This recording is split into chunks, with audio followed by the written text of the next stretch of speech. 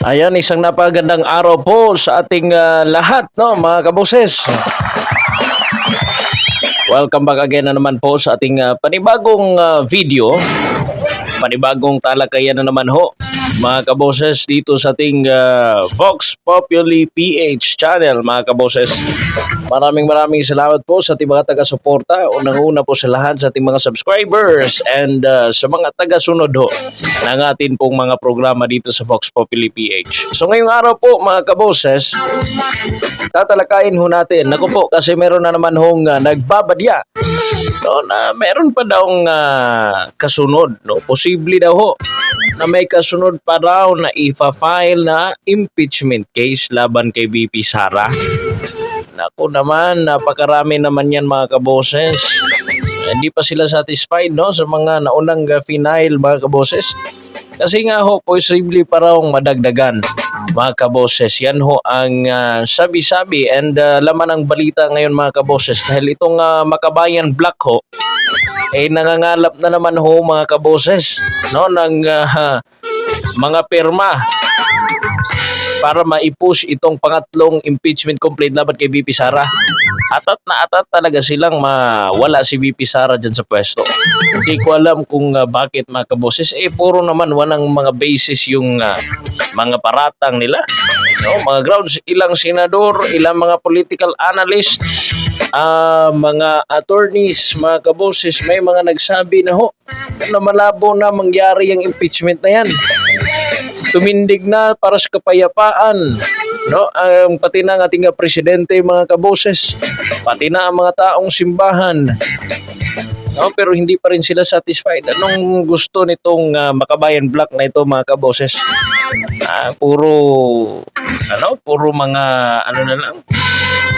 Kung titingnan natin, kasi gusto nila ng parang gusto ng gulo parang sinasabong nila itong dalawa. Alam naman nun natin na walang pinapanigan ng mga politiko yan, no? Yung mga left-leaning groups, mga kaboses, no po?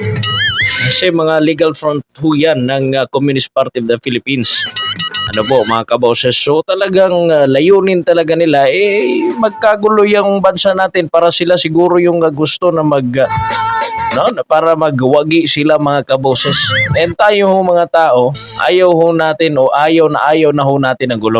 Pero bago tayo doon sa ating talakayan, mga kaboses, pakikinggan muna natin itong balita mula ho sa Frontline Tonight, no, ng News 5, kaboses, para may source po tayo o may background ho tayo sa ating pag-uusapan yan bago po tayo doon sa commentary natin, mga kaboses. Nangangalap na ng pirma ang Makabayan Block para mapabilis ang impeachment complaint laban kay Vice President Sara Duterte. Pero may pag-asa kaya itong lumusot sa Senado na siyang nagiging impeachment court? Narito ang aking report. Pursigido ang Makabayan Block na patalsikin sa pwesto si Vice President Sara Duterte dahil posibleng abutin ng ilang buwan ng proseso bago matipikahan ang pagpapa-impeach sa bise. Nagsimula ng mangalap ng higit 100 pirma ang Makabayan Block para nang imbis dumaan pa sa komite, idediretso na sa plenaryo resolution of impeachment sa kaiaakyat sa Senado na tatayong impeachment court. Yung mga nag-participate actively doon sa mga hearings ay madali na sa kanilang mag-desisyon. At saka marami naman kami mga kasamahan din na naririnig namin na support sa impeachment. 2 impeachment complaint ang nakahain sa Kamara laban kay VP Sara. Pero may hinihintay pa raw na pangatlong reklamo sa susunod na linggo. Ang tanong, may panahon pa ba para sa impeachment? Ayon kay Batangas Representative Jinky Luistro, meron pa. Basta idaraan daw sa resolution for impeachment ang kaso. Matatapos ito ng Kamara bagong eleksyon sa Mayo. Ang problema, baka magahol naman sa oras ang Senado. The legal question is, pwede ba na kapag nag-refer ang Congress ng impeachment complaint tapos nagkaroon ng 2025 election, will the Senate still be in its legal position to continue with the impeachment trial? Naniniwala naman si Senator Bato de la Rosa na aakyat talaga sa Senado ang impeachment complaint kahit pa nagsabi na si Pangulong Bongbong Marcos na hindi ito importante ngayon. Kapag nagkataon, apektado raw ang kampanya ng mga gaya niyang re-electionist lalo't sila ang magsisilbing Senator Judge. Well planned yan, well planned. Kaya we are preparing for the worst. Trabaho man talaga namin yan to sit as a impeachment court. Mm-mm. Kung hindi kami magkakampanya, di Mm. lugi tayo.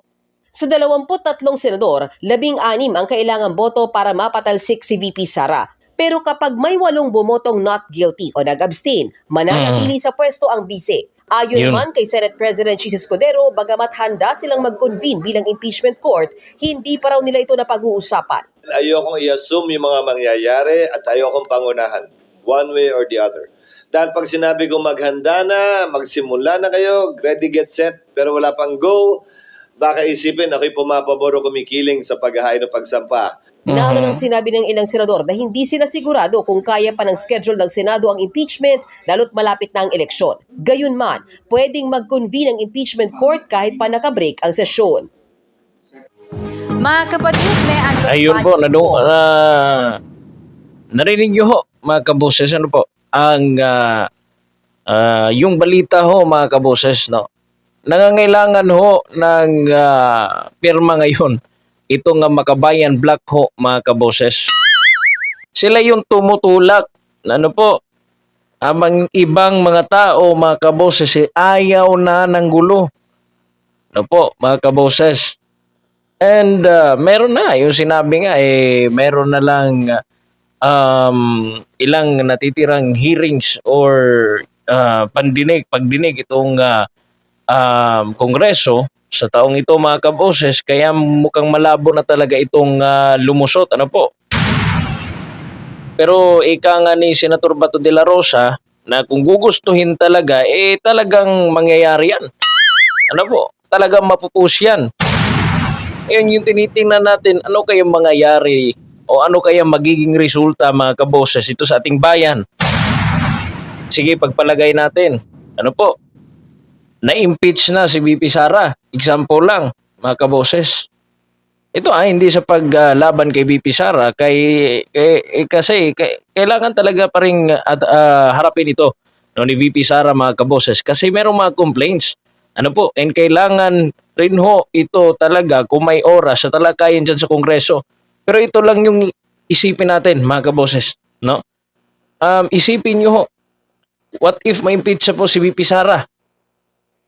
Ano pong impact nito sa ating bayan?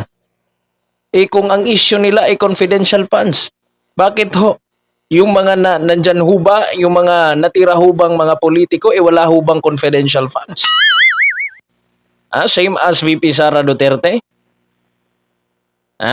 Kung yun po ang punto kung bakit na-file itong complaint, kasi sa confidential funds ni VP Sara Duterte, na mukhang malabo talaga nilang matingnan sa ilalim, mga kaboses, kasi nga confidential. Ano po? So ibig sabihin, ano ba talaga yung impact nito sa ating bayan? Marami hong problema ang ating bayan, mga kaboses. Napakarami po. Tapos ito pa yung aatupagin. Ano po? Mukhang para sa akin, mga kaboses, aksaya lang ito ng oras. Iwan ko lang sa inyo. Pero of course, kagaya nga na sinabi ko kanina, mga kaboses, kailangan pa rin harapin ito ni VP Sara. Ano po? And kailangan pa rin, kung gugustuhin man ng Kongreso, trabaho nila yan Nakalkalin niyang mga impeachment complaint na yan. Diba? Mga kaboses? So, trabaho nila yan. Yun lang yung tanong natin. May impeachment si VP Sara o hindi? Ano, after nitong mga hearings ito, anong impact doon sa mga tao? Ay, nako, napaka-unfair, no? Kasi may mga tao may mga politiko naghahawak ng confidential funds dyan Hindi nyo ba questionin yan? Bilyon-bilyon ng mga budgets na lumalabas, mga kaboses. Andun pa yung sa gold reserves. Nasa na yung pera doon? No? Ba't hindi maimbestigahan, mga kaboses? Ano po? Maraming tao ang pabor dito sa statement o sa impeachment complaint laban kay VP Sara Duterte, mga kaboses. Meron din naman yung ayaw kasi marami mga DDS supporters ano po. And meron ding mga gusto, no? Gustong ipatalsik si VP Sara kasi may mga supporters din sa kabila, mga kaboses. Pero tayo, Tayo na nasa gitna na naiipit ho, mga kaboses. Tayong mga maralitang Pilipino na naiipit po sa kanilang gera dyan sa politika, mga kaboses. Mukhang tayo yung nahihirapan. Tayo yung naiipit, mga kaboses. Hindi pa natin alam kung ano yung mga susunod na mga mangyayari. Baka magkagulo o ano ba, mga kaboses, posibleng mangyari. Kasi sa kasaysayan, kapag may mga ganito, napakagulo talaga ng bayan, mga kaboses. Ano po? So, pag-isipan natin, mga kaboses. Kayo ho, anong reaksyon ninyo? O pananaw nyo ho dyan? Wag lang ho kayong mag-away dyan sa comment section natin, mga kaboses, ha? I-refrain po natin, no? Kasi ang goal lang talaga natin dito is yung ideya na pagkapantay-pantay, mga kaboses. Yung ideya ho ng peaceful na bayan, mga kaboses. Yung matutukan ho yung talagang problema at issue. Mapag-usapan ho natin yung totoong problema o issue ng ating bayan, mga kaboses.